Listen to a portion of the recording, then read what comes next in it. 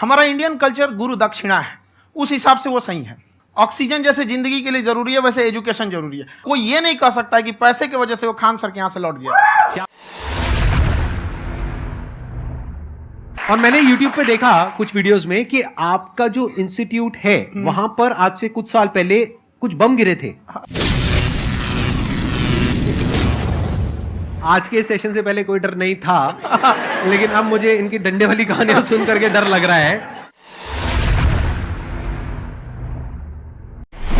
Sir यहाँ पे सब हिंदी में पूछते हैं, इंग्लिश में पूछते हैं, मैं भोजपुरी में पूछूं? जौन भाषा ठीक लगे तोने में पूछ दो। हाँ सर। आज के सेशन को लेकर के तो अब मैं जैसे ही आपको नाम बताऊंगा उनका, जो हमारे आज के गेस्ट हैं, तो आपका जो एक्साइटमेंट लेवल है वो और बढ़ जाएगा। ये बताने से पहले कि गेस्ट कौन है, मैं आपको थोड़ा सा बताता हूं YouTube के बारे में। YouTube में क्या है कि पूरे वर्ल्ड की अगर बात करी जाए तो करोड़ों चैनल्स हैं जो अलग अलग जॉनर्स में हैं, अलग अलग कैटेगरीज में हैं। उसमें से दो बड़ी कैटेगरीज हैं, मोटिवेशन और एजुकेशन। पूरे वर्ल्ड में जो वर्ल्ड का नंबर 1 मोटिवेशन चैनल है वो मेरा है, और जो वर्ल्ड का नंबर 1 एजुकेशन चैनल है किसी इंडिपेंडेंट क्रिएटर का, वो उनका है, जो कि हमारे गेस्ट हैं। उनके 17 मिलियन से ज्यादा सब्सक्राइबर्स हैं। Please give an energetic and warm welcome to the one and only Khan sir.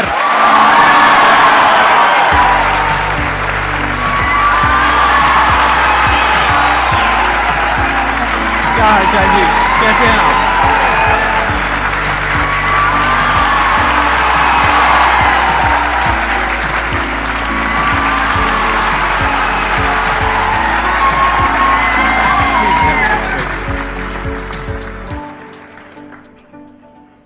इससे पहले कि ऑडियंस आपसे कुछ पूछे या इंटरेक्ट करे, मेरे माइंड में एक क्वेश्चन है आपके लिए जी।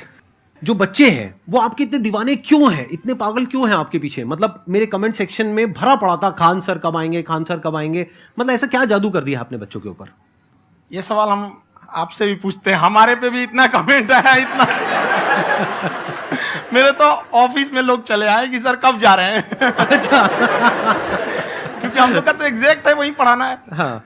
तो देखिए, हम लोग का मेन है कि बच्चों को जो जरूरत रहती है कि अगर लड़का पढ़ने आ रहा है ना, उसके मन में कोई डाउट ना रह जाए। हम उसको कहते हैं कि हम तुम्हें पढ़ा रहे हैं, दम है तो भूल के दिखाओ, याद करके नहीं।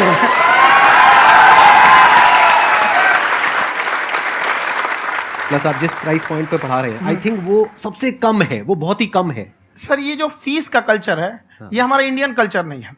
हमारा इंडियन कल्चर गुरु दक्षिणा है, उस हिसाब से वो सही है। ऑक्सीजन जैसे जिंदगी के लिए जरूरी है, वैसे एजुकेशन जरूरी है। कोई ये नहीं कह सकता है कि पैसे की वजह से वो खान सर के यहां से लौट गया। क्या बात है।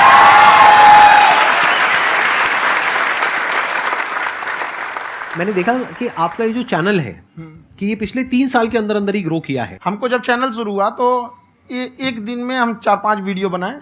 एक हमको कुछ आता, आज भी नहीं आता इतना, तो हम देख के कैमरा वैमरा तो हम कंफ्यूज हो गए, बाप रे। तो हम एक ही दिन में वीडियो शूट किया, पढ़ाने वाला टॉपिक था हमको। उसके बाद कभी वीडियो ही नहीं, 6-7 वीडियो एक ही बार शूट कर लिए।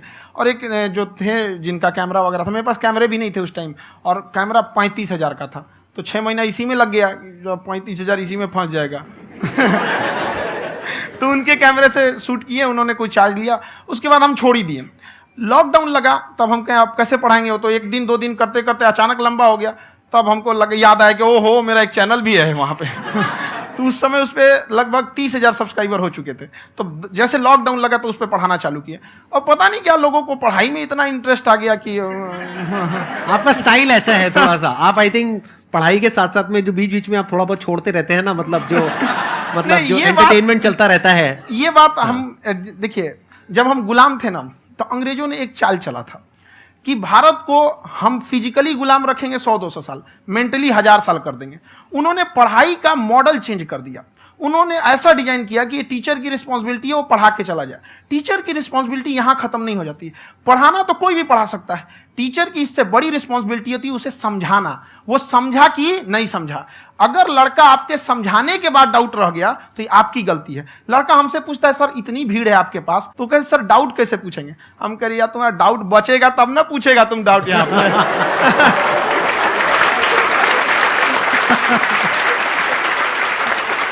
कॉन्फिडेंस नेक्स्ट लेवल है आंसर का, मानना पड़ेगा। और शायद यही वजह है इनकी जो ग्रोथ है उसका। किसी ने शायद सपने में भी नहीं सोचा होगा कि पिछले 2 साल के अंदर अंदर जो आपके चैनल की ग्रोथ हुई है, जैसे आप खुद ही बता रहे हैं कि लॉकडाउन के टाइम पे आपके 30,000 के करीब सब्सक्राइबर्स थे, आज की डेट में 17 मिलियन है।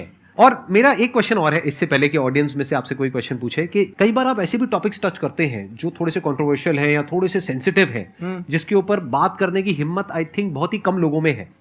तो आपको कभी ये नहीं लगता है कि कहीं ज्यादा तो नहीं हो रहा है, इसको थोड़ा रोक देते हैं, थोड़ा कम कर देते हैं, क्योंकि कोई लाइन ही नहीं है वैसे तो बोलने को, तो आप कुछ भी बोल दो, कितना भी बोल दो। हुई है कंट्रोवर्सी बहुत बार। एक्चुअली बचपन से हमको फौज में जाना था, और फौज वालों के लिए ये सब मायने नहीं रखता, उसको करना है मतलब करना है, तुम सामने कुछ भी रहो, डजंट मैटर।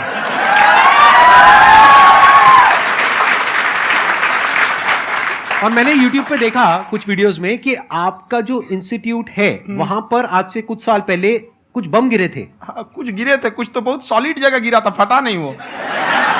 मतलब आपके आसपास? हाँ, बम को भी पता है कि टीचर की इज्जत किया जाता है। क्या बात है, क्या बात है।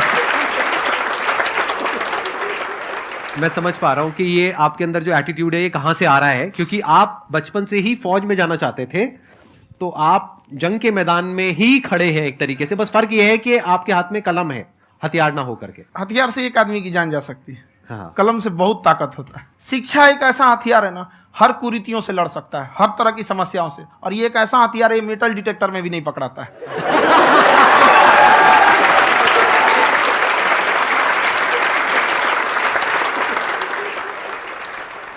मेरा क्वेश्चन ये है कि अभी प्राइवेट ऑर्गेनाइजेशंस में पीटने का, पनिशमेंट का ये सिस्टम जो है खत्म हो गया है। हम आपके वीडियो में देखे हैं सर कि आप एक बड़ा सा रोल रखे रहते हैं, पुलिस वाला लाठी है वो, पुलिस वाला लाठी है, और स्टेज पे बुला के बच्चों को उसी से धुनाई शुरू कर देते हैं मस्त एकदम से, है ना।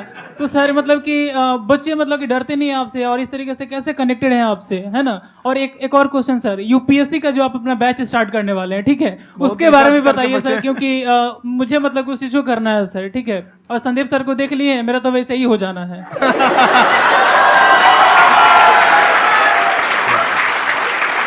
क्या हो जाना है? मेरा पूरा कंप्लीट करो। I'll be an IAS officer next year because I have seen you, sir. My day is like complete, sir. All the best. Thank you so much, sir. Thank you. पूरा बोला करो। Thank you. देखिए, लड़कों को जहां तक पीटने की बात है, जब पढ़ाने की बात आएगी तो उसको हम पूरे बेहतरीन ढंग से पढ़ाएंगे। लेकिन जब सजा देने की बात आएगी ना, तो वो भी बेहतरीन ढंग से होगा। ऐसा थोड़ी होगा कि बस एक ही चीज बेहतरीन ढंग से होगा। और डर का होना बहुत जरूरी है। ये डर भी अपने आप में एक मोटिवेशन है, क्योंकि जब आपके अंदर एक थोड़ा सा डर रहे ना, तो डर के भागिए मत। एक ऐसा डर जिसको आप लगे कि नहीं नहीं थोड़ा सा और करने की जरूरत है, फिर तो ये हम इसको क्रॉस कर जाएंगे यहाँ पर। तो लड़कों के अंदर ये डर बनाना भी जरूरी रहता है। और रही बात यूपीएससी वाले की, जो आपने बोला, बहुत सारे लड़के वेट कर रहे हैं यूपीएससी की, क्योंकि 2-2.5 लाख फीस सारे लोग एफोर्ड नहीं कर सकते। और हमारा वही रहता है, हम तो ज्यादातर हमारे स्टूडेंट देखेंगे तो किसी के रिक्शा वाला, सब्जी वाला, यही लोग, इनको तो 2.5 लाख रुपया, इनके पास पूरी संपत्ति नहीं होती है, फीस कहाँ से भरेंगे वहां पे, उसके बाद रहेंगे कहाँ से। तो ऑल ओवर इंडिया से, कश्मीर से कन्याकुमारी तक, गरीब से गरीब भी लड़का उसको पढ़ सकता है। यही कुछ 1000 रुपये मंथली, 12-14 हजार साल का पड़ेगा, खत्म हो जाएगा इतना में।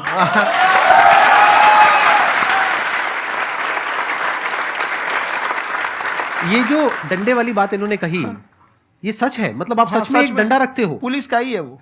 और मारते हो? हाँ, कि मतलब अगर कोई लड़की छेड़ता है या ऐसा कोई भी उल्टा पुल्टा काम पढ़ाई करता लिखाई है, कुछ भी गलती करेंगे तो पिटाएंगे वो यहाँ पे, कैमरे पे, ऑन कैमरा, जैसा भी रहे, कुछ भी पिटाना तो उनको फिक्स है।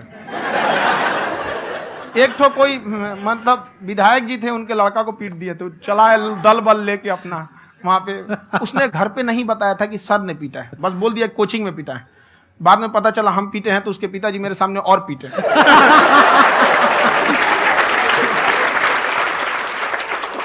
सर आपका सबसे बड़ा डर क्या है, आप दोनों का?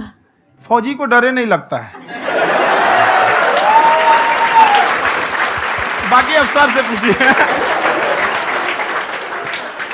आज के सेशन से पहले कोई डर नहीं था, लेकिन अब मुझे इनकी डंडे वाली कहानियां सुन करके डर लग रहा है कि कहीं मैंने गलती से कुछ बोल दिया और इन्होंने कहीं पीछे कुछ रखा हुआ है, और यही आ करके अगर इन्होंने मेरी पिटाई कर दी तो बहुत बुरा हो जाएगा। तो इसलिए हमको थोड़ा डर लग रहा है।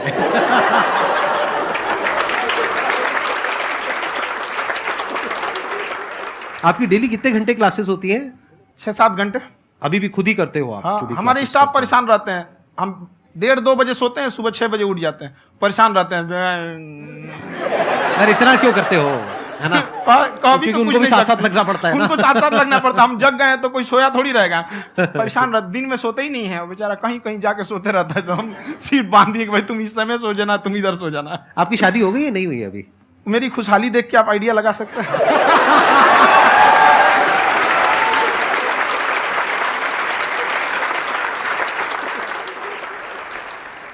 First of all I would like to say sir thank you so much to you and to your team कि आपने मुझे यहाँ आने का मौका दिया।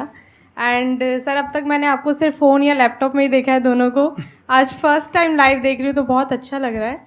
तो मेरा क्वेश्चन ये है सर आपसे, जब हम लाइफ में कोई डिसीज़न लेते हैं कि हमें ये पर्टिकुलर चीज़ करनी है, और क्योंकि हम डिसीज़न लेते हैं तो हमारी आदत है कि पहले हम 4 लोगों से पूछते हैं कि तू बता तेरी क्या राय है, तू बता तेरी क्या राय है। तो उनमें से अगर कोई हमें कह देता है कि ये बेकार डिसीज़न है मत कर, तो हमारा माइंड कहीं ना कहीं डाइवर्ट होने लगता है और उसकी वजह से हम अपना डिसीज़न चेंज कर देते हैं।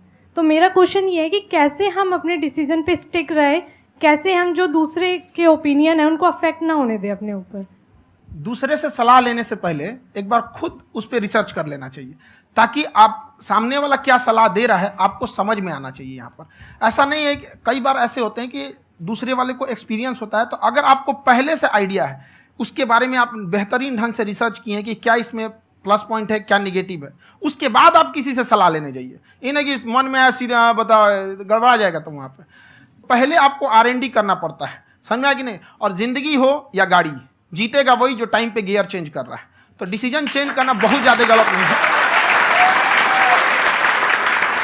इन्होंने बहुत अच्छी बात कही है और मैं इसी बात में थोड़ा सा और ऐड ऑन करूंगा कि ये जो आपने कहा ना कि अपने डिसीजन पे स्टिक कैसे रहें, ये कोई अच्छी क्वालिटी नहीं है, क्योंकि टाइम टू टाइम आपको अपने डिसीजंस को चेंज करना होता है। जैसे आपने 4 लोगों से डिस्कस किया, कोई इंसान कुछ पॉजिटिव बोल रहा है, कोई नेगेटिव बोल रहा है, उससे फर्क नहीं पड़ना चाहिए।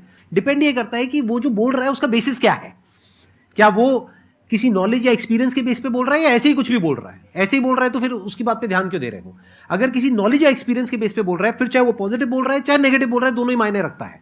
उसके बाद में रिसर्च करनी है और फिर रिसर्च करने के बाद में फाइनल डिसीजन अपना खुद का होना चाहिए। अब वो डिसीजन उससे अलग भी हो सकता है जो आपने पहले लिया था, और वो सेम भी हो सकता है। सर मेरा क्वेश्चन दोनों से है आपसे, how to deal procrastination and laziness. हमारा ब्रेन है ना, ये बहुत आलसी टाइप का, इसको आराम खोजना पसंद है। अब थोड़ा सा भी अब इसको आराम की ओर लेके चले गए ना तो फिर उधर ही रहेगा। आप सोचेंगे 10 मिनट आराम कर लेते हैं ना, तो 10 मिनट 2 घंटा बना देगा। उसको टॉर्चर कीजिए, चल 10 मिनट बाद में, उसको आप उस पर हावी में, वो कह रहा है कि हमको आराम चाहिए, आपको हाँ आराम मिलेगा, पहले काम फिर मिलेगा आराम। तो आप उसके हिसाब से मत चल। आपका मन कर रहा है थोड़ा सा देख लेते हैं, कोई नोटिफिकेशन आया, आप कोई काम कर रहे हैं, क्यों पहले काम कर लीजिए, बाद में देखिएगा ना नोटिफिकेशन।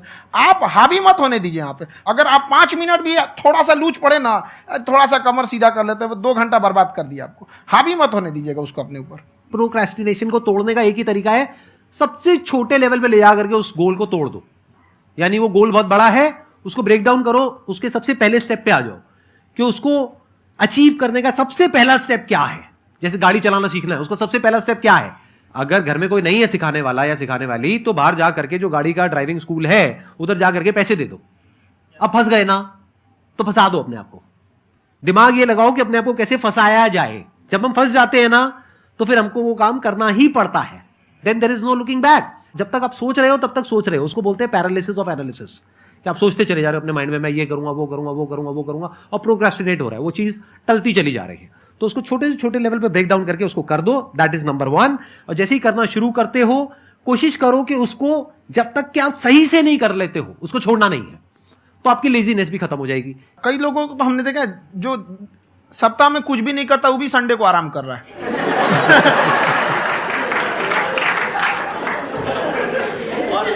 वैसे कहा भी जाता है कि अगर कोई काम आपको करवाना है ना, तो ऐसे किसी इंसान को दो जो बिजी है। हाँ। ऐसे आदमी को मत दो जो खाली है। ये परफेक्ट एग्जाम। किसी को भी आप देखिएगा जिसको आप कहते हैं कि मतलब थोड़ा ठीक ठाक आप समझते हैं कि नहीं ये बहुत आगे निकल, वो एक काम को खत्म करने के बाद कभी आराम नहीं करेगा। एक काम खत्म हुआ उसको लगेगा हाँ एक खत्म हो गया, अब दूसरा करना चाहिए। और वही जिसको देखिएगा एक खत्म हो गया और आराम करना चाहिए, कभी नहीं, लाइफ में आखिरी सांस तक। सर यहाँ पे सब हिंदी में पूछते हैं, इंग्लिश में पूछते हैं, मैं भोजपुरी में पूछूं? जौन भाषा ठीक लगे तोने में पूछ दो। हाँ सर।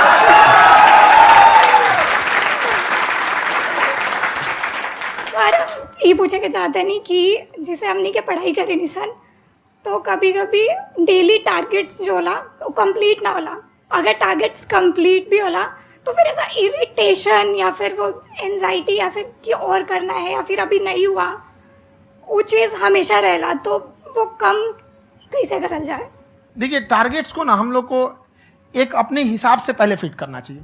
ऐसा नहीं कि दूसरे किसी इंसान को देख के हम टारगेट फिट कर ले। कोई लड़का 8 घंटा पढ़ रहा है, कोई पहली बार अभी पढ़ना ही चालू किया, उसको देख के 8 घंटा पढ़ेगा तो पढ़ाइए छोड़ देगा। तो आप अपनी क्षमता के हिसाब से देखिए कि आप कितना पढ़ सकते हैं। अगर आपने एक घंटे को बना लिया कि हम 1 घंटा पढ़ सकते हैं, अगले 1 हफ्ते तक उसको सस्टेन रखिए। जिम में कैसे करते हैं लोग, पहले दिन उठा लीजिएगा 1 कुंटल तो हार्ट अटैक हो जाएगा। तो वो धीरे धीरे टारगेट सेट कीजिए और अपनी क्षमता को भी देखिए। हर इंसान की क्षमता अलग है। कंगारू को देख के हाथी छलांग मारेगा, पैर तोड़ के बैठ जाएगा।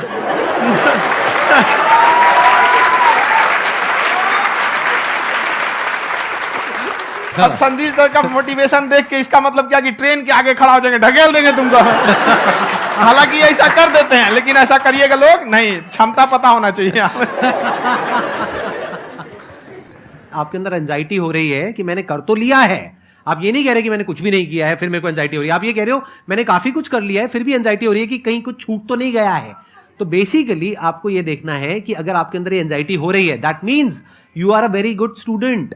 आप एक अच्छे स्टूडेंट हो। क्यों? क्योंकि बहुत सारे स्टूडेंट्स तो ऐसे हैं उनको पढ़ने के नाम से एंजाइटी होती है। तो आपको एंजाइटी हो रही है कि मैंने पढ़ लिया, दिन में मानो 8 घंटे का आपने टारगेट सेट किया और 6 घंटे पढ़ लिया, या मान लो 8 घंटे भी पढ़ लिया, फिर भी एंजाइटी हो रही है कि मैंने 10 घंटे नहीं पढ़ा। तो ये तो अच्छी क्वालिटी है ना, ये तो एक ब्रिलियंट स्टूडेंट की क्वालिटी है। क्योंकि एंजाइटी उसी को होती है जो केयर करता है, जिसको परवाह है, उसी की तो एंजाइटी होती है। जैसे माँ को अपने बच्चे की, जैसे एक माँ को अपने बच्चे के, जैसे एक माँ को अपने बच्चे को लेकर के एंजाइटी होती है। हंस लो मजाक उड़ा लो मेरा। कोई बात नहीं, एडिट कर देंगे इसको हम। हाँ, खराब हो जाए, उसको एंजाइटी होती है, चाहे बच्चा ठीक भी है, डॉक्टर को नहीं होती है। क्यों? क्योंकि माँ को उस बच्चे से प्यार है। तो दैट मीन्स कि आप अपनी पढ़ाई को लेकर के सीरियस हो, इस वजह से आपके अंदर एंजाइटी हो रही है, विच इज नॉर्मल। जहां पर प्यार मोहब्बत होती है वहां पर थोड़ी बहुत एंजाइटी तो होती ही है ना। समझ रहे हो ना मैं क्या कहना चाह रहा हूं? आप लोग समझ रहे हो ना मैं कहां जा रहा हूं? जब वो किसी और से बात करती है तो एंजाइटी होती है ना।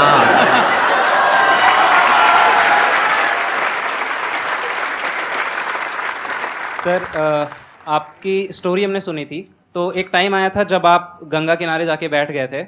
उस समय आपको कुछ समझ नहीं आ रहा था, तो उस समय मतलब आपने ये डिसीजन कैसे लिया कि अब आगे नहीं, यहाँ से वापस जाना है?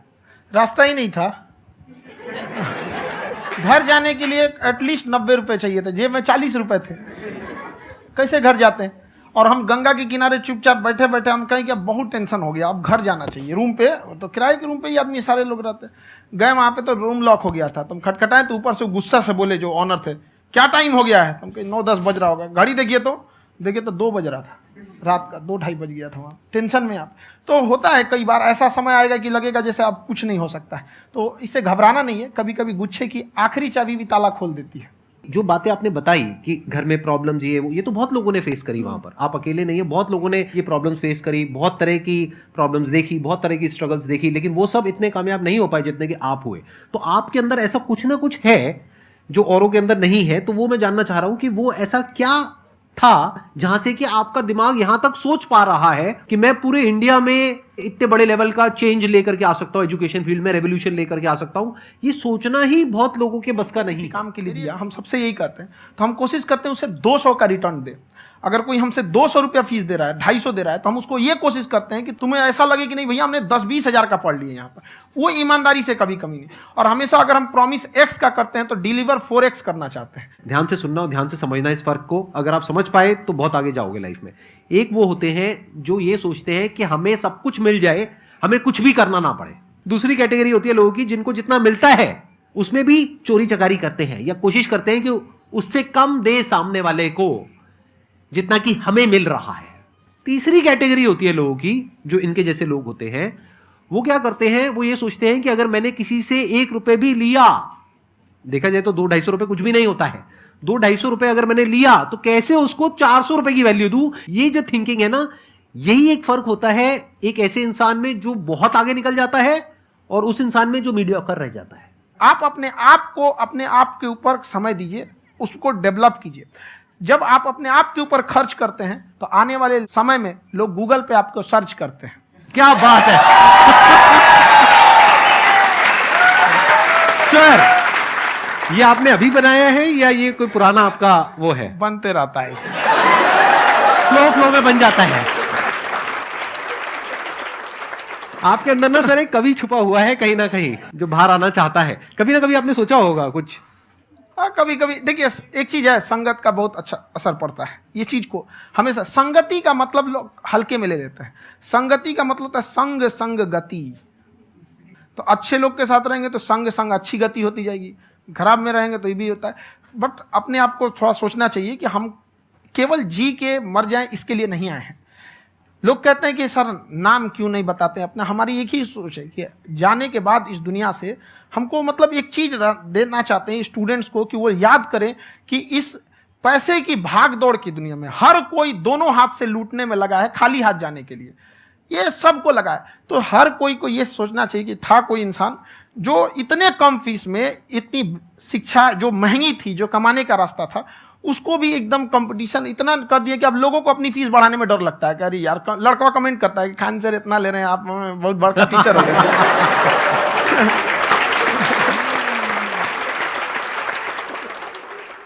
खान सर की एक क्लिप है, ये समय और समझदारी में बहुत फ़र्क होता है। अगर समय रहते समझदारी आ गई तो इंसान कामयाब हो गया, लेकिन अगर समय चला गया फिर समझदारी आई फिर तो बेकार है। तो सर मतलब कुछ आपको ऐसी चीज़ लाना चाहिए जो मतलब बच्चों जो तैयार हो रहे हैं उनको ये चीज़ें मतलब एंड टाइम पर दिखे। समझ रहे हैं आप मेरी बात? नहीं समझ?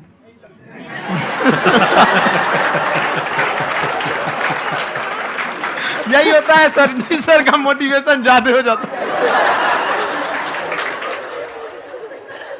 जब आप स्ट्रगलिंग फेज में हैं तो कम से कम चीजों को अपने ऊपर खर्च कीजिए, ज्यादा से ज्यादा सीखने में खर्च कीजिए। अगर आपको राजा बनने का शौक है तो गुलाम की तरह मेहनत करना सीखिए, तब राजा बनेंगे।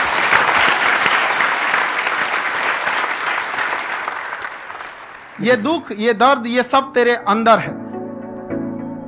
तू अपने बनाए इस पिजड़े से बाहर निकल के देख, तू अपने आप में एक सिकंदर है।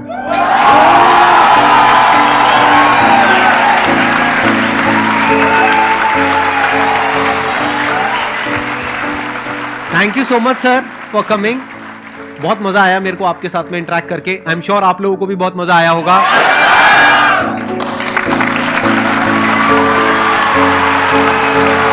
Thank you so much ji, thank you.